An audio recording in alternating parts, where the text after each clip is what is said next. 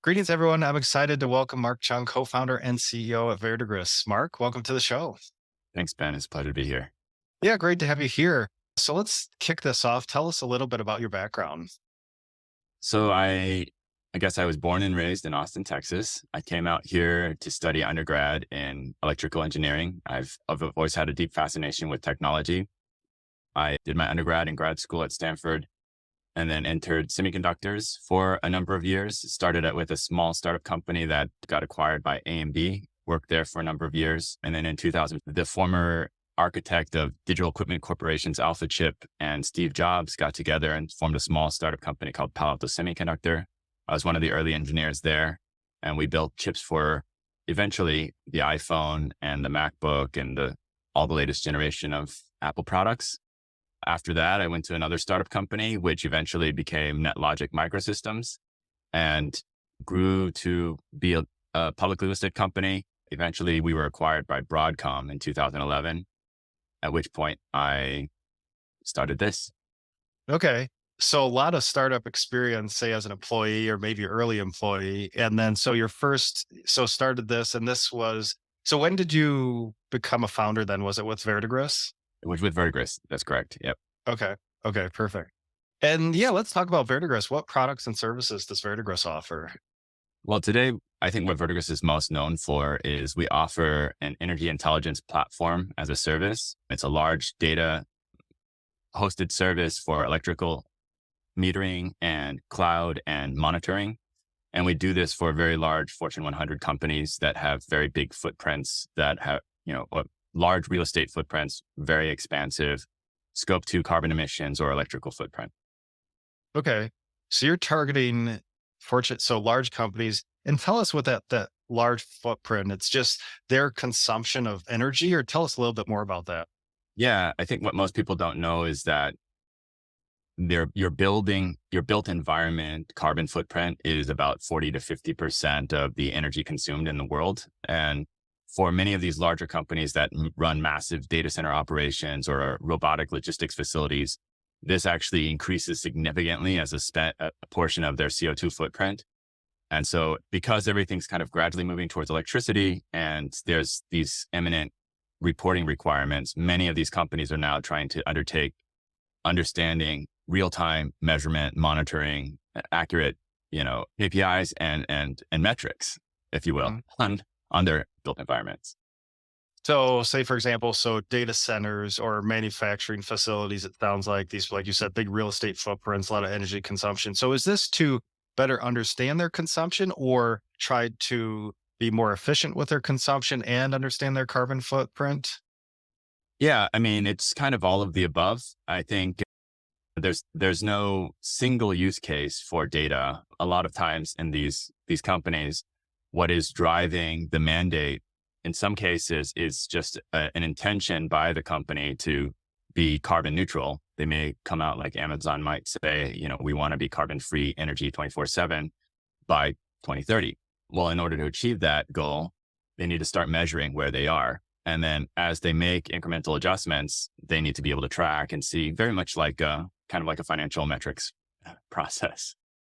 Yeah, that makes a ton of sense. You're speaking my language now. So they got to measure, they got to understand their metrics now if they can understand how they're going to prove it and those incremental changes over time. And so Fortune 100 and is this mainly US? Is this global? Well, we are focused primarily on the US. I would say pre-pandemic, we've been around for a little bit of time, but pre-pandemic, we had a little bit more of a global presence. We still do have installations kind of all over the world in about 30 countries, but most of our customers are headquartered in the US and have our instrumentation deployed in facilities around the world. Okay. And when did you found Verdigris in 2011 then? It's a kind of a fuzzy thing, but Yeah. probably 2012 is when I started working on it Okay. full. Yeah. Okay. So started full time on Verdigris in 2012. And then where are you guys located? We're in Mountain View, California. So Okay. formerly on the NASA Ames Research Park campus. Okay. And then what's your current team size? Today it's 22.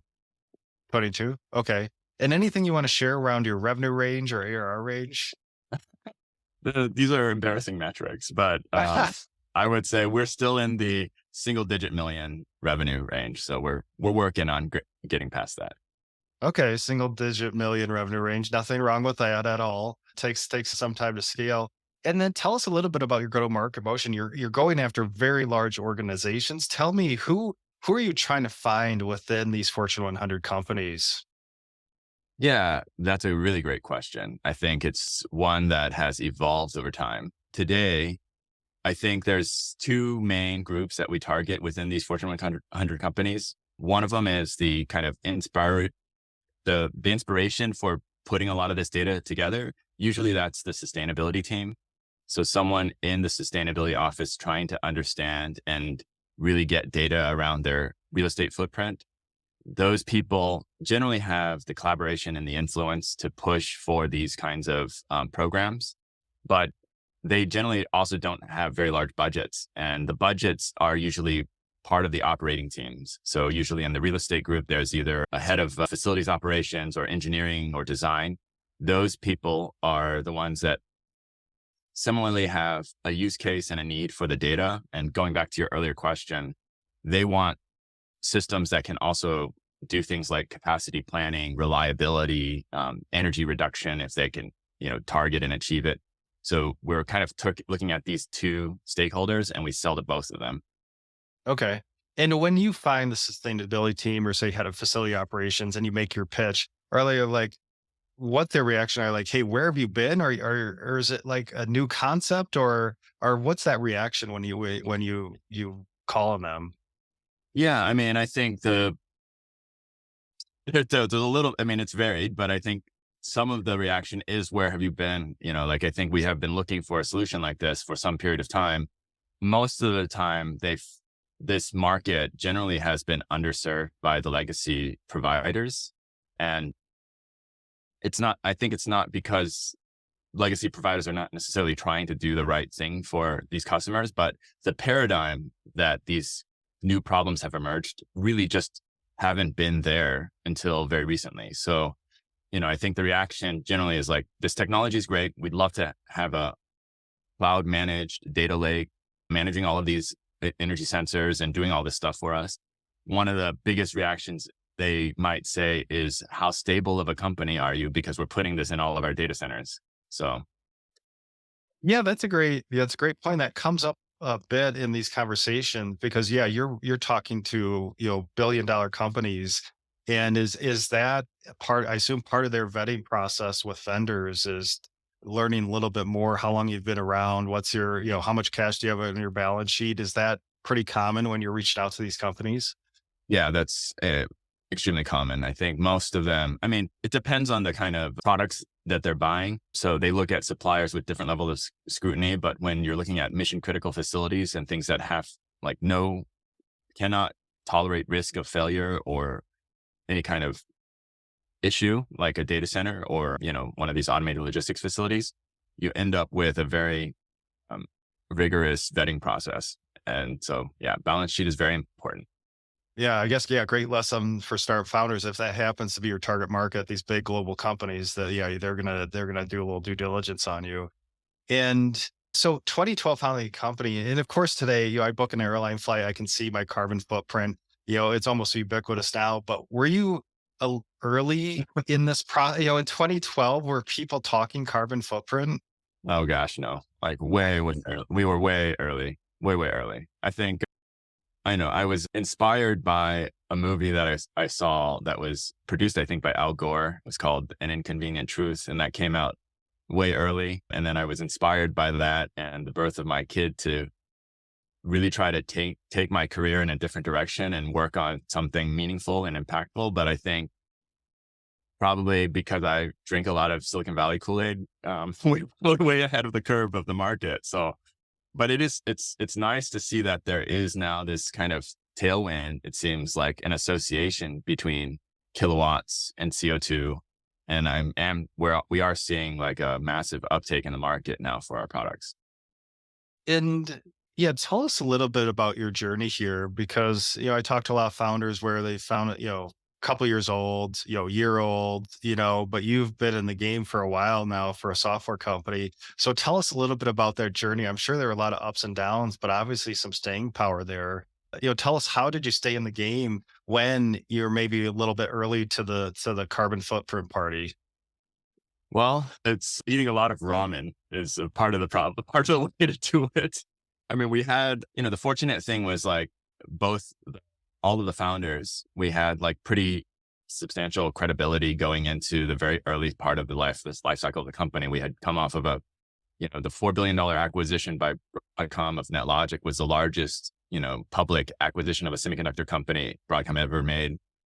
And so there was a little bit of a reputation that we carried into the market that made early fundraising actually pretty easy, I would say. But the big challenge was, as first time entrepreneurs, really just, and as technologists, really just spending all of our time building cool product and technology, and not realizing that we also need to build a business and a sales and a go-to-market function and a finance function and all these other pieces. That was a really tough lesson.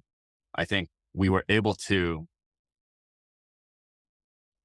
honestly, I think the way that we got through is just sheer determination and grit, just when things got really tough in the fundraising, we just didn't give up. We just kept going. When cash started to run really lean, we had to eat ramen and cut our own salaries and, cut down our headcounts. And, I think you asked me how large the company is today. It is not at the largest it's ever been. It's about a third or maybe even a fourth of its largest size. Okay. So you had, it sounds like at one point, maybe, I don't know, 70, 80 employees then. Yes. Okay.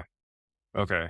Well, that's awesome. I love that because being around, say 10 plus years now and seeing those peaks and valleys, but still keeping the entity viable and moving forward. Yeah. Like you said, that's sheer determination and grit. So I love that. So tell us, in this journey, what about capital raise? Because you recently raised, it looked like 10 million. So have you raised just 10 million to date? Any other capital infusions? No, we've actually raised close to 50 million. That's probably a combination of equity and a little bit of venture debt. We raised some money from Silicon Valley Bank at the time that Silicon Valley Bank was still around, and well, they're still around, but the previous version of them. And yeah, I think the main thing that we did in this last capital raise is we had to do like a recap, basically clean up a little bit of the balance sheet. We've had to take a lot of convertible debt and turn it into subordinated shares. And it was a painful negotiation with some of our investors, but I think we ultimately came through it, I think, with a much cleaner cap table today and well positioned, I think, for the next round. Okay. So I was going to ask about that. So you recently raised 10, and it sounds like not just to say kind of sustain the cash runway, but also, like you said, clean up the balance sheet, clean up the cap table. One reason for that. And also then, what about the funds going into the company? Was it to just extend cash runway, or were you ready at this point to make use of those funds? Yeah, no, I think we're ready now to make use of those funds. The biggest goal here is to ramp certain ARR metrics. I think that's probably our largest metric that we have to focus on. And each of our systems that we deploy probably generates somewhere like $500 to $600 a year in recurring revenues. And we want to take that, we want to kick that up and deploy a lot more of these systems. And I want to back up a second. With your business model, is this a software and hardware play, or is it just purely software? No, it's a hardware and software play. It's we deploy the equipment and the professional services to install the equipment that generates the software recurring revenues. Okay. And do they purchase the hardware? Is that bundled into the software subscription? They generally, our customers purchase the hardware and equipment and they own it. So they purchase it. They have that. You have that one-time sale for the hardware, and then they have the subscription on top of the hardware. Okay. Correct. And so a lot of lessons, I'm sure, learned along the way. Anything you'd like to share with founders, who may be facing similar experiences, just that long journey, sheer determination to make the product and the company work. Any lessons during that journey, or maybe just with this recent $10 million raise? There's so many. Yeah. Let me think about maybe the biggest lesson I would say is if you think that, I guess most painful lesson was thinking that just because we can do hardware doesn't mean we should do hardware. I think hardware is an incredibly hard business to do. Um, at the end of the day, it could still be contextually the right answer. And in our case, it was the right answer. But I would say if there's a way to avoid that, things just move a lot easier, faster, less complex when you don't have to deal with supply chain, hardware, like the cash outlay, the working capital, all of the things that are part of running a hardware business. I think that was probably most painful part of the journey. And this is also, say, kind of a hard question, but during that journey, probably the question comes up: should we just shut down? Like what are those criteria? What do we see where we just say this just probably isn't going to work anymore? So did I assume you had those points in time where you're just considering that, and tell us a little bit about that, just kind of your thought process and why you didn't make the decision just to say, hey, this isn't going to work and we're just going to move on. Well, I think it's a very personal question every founder needs to ask themselves, and it's dependent on the context of what they're looking at. And I think every founder is made of different material. And so my general, for my personal belief, I guess I had a deep belief that what was purposeful for me and how I wanted to spend my time had very little to do with the company's success or money or any of those things. What I really wanted to do was put my intellect, energy, and capabilities into something that would be of noble purpose. And what I thought I could help most in this world was trying to bring this kind of technology to fruition. So for me, it was never a question of whether or not I would give up. In some case, it was, how should I, clean this up? How do I move this away? How do I reform this? I was always thinking about how to readjust that so that I can make it keep going. And then the other question was like, someone had framed for me, like, wouldn't it be easier to just wipe the slate clean and start over again? And I think the answer to that, painfully for the context of us, was no, because as you mentioned, one of the things that I said that I always have to ask is, am I going through a sunk cost fallacy, or am I really looking at this objectively? And if I said today, if I have all of what Verdigris has, this legacy of 10 years of operation, plus the credibility of us being around for that period of time, and if I were to start again now with none of that and try to go after the customers that we actually have today, which one would we be better off at? It absolutely, hands down, was like, keep Verdigris. It's the most important piece of that is the brand that has the power to get to these conversations. We would not have, we would not be in these conversations with, Google, Amazon, T-Mobile, these guys, without like a track record that we have today. Yeah. Yeah, makes sense. Yeah, if you just started over. So I really appreciate that insight, because that's such, maybe painful lessons learned over time to share with the community. So appreciate that. So as, at this stage of your business, as you're scaling 10 million, cleaned up the balance sheet, now some funds to continue to grow, do you have any favorite numbers or metrics that you're focused on to manage your business?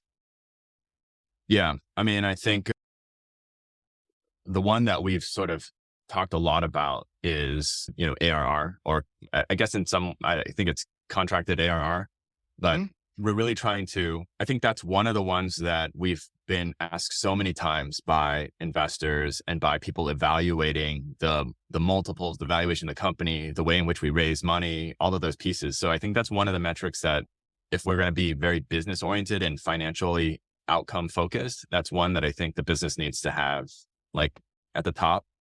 I think it's also one of the harder metrics for us to ramp as a hardware business. One of the other ones that I'm thinking about is really our cash, our cash flow. So I think I'm not good with metric acronyms, but I think it's days sales outstanding, but it's like, Yeah.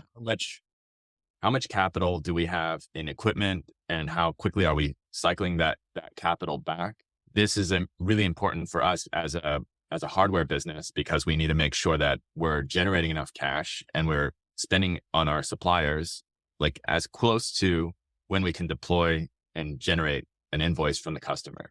And I think, cash is king. So if we can get to that cash flow, and we've had to be cash flow positive or break even for some period of time while financing was really quite difficult. We want to keep that mentality of cash is king at all times. Okay, so looking at ARR, car, cash flow, and DSO, it is interesting and it's a great point. As a SaaS founder, maybe other founders don't have to look at these things if they don't have that hardware play, but you have inventory, you have cash upfront to, have that inventory manufactured, sit somewhere. And so looking at the DSO inventory turnover, so a lot of cash tied up in inventory. So little different issues, versus the normal pure play SaaS company. Yep. And, Mark, appreciate the time. So as we wrap up here, what's coming up next for Verdigris? I mean, I think in the next 18 months, I think we're really trying to ramp across our existing customer base as aggressively as we can. So, we should be expanding our operation. We should be going after a bunch of additional customers. So we're really focused on revenues in the near term. I think some of the things that are exciting down the road are we are partnered with some really interesting companies to build new capabilities. So I mentioned like we're known for this electrical data cloud, but we're now interfacing this cloud with unique grid interactive building components that interoperate with the grid. We're partnering with a company that can provide this back into the wholesale market. So we're creating a virtual power plant enabled model that allows our customers to participate in the wholesale grid. And, we're hiring. So if you good Great. people, we're trying to bring some good people into the company. That's perfect. That's perfect. Love that. And so hiring, so that's a great wrap up here. So if listeners would like to learn more about Verdigris, where should we send them online? It would be verdigris.co. That's verdigris.co. Okay, perfect. So if you'd like to learn more about Mark and what they're doing at Verdigris, check out verdigris.co. And Mark, really appreciate your time today and sharing your experiences. Thank you, Ben. It's a pleasure. Thanks.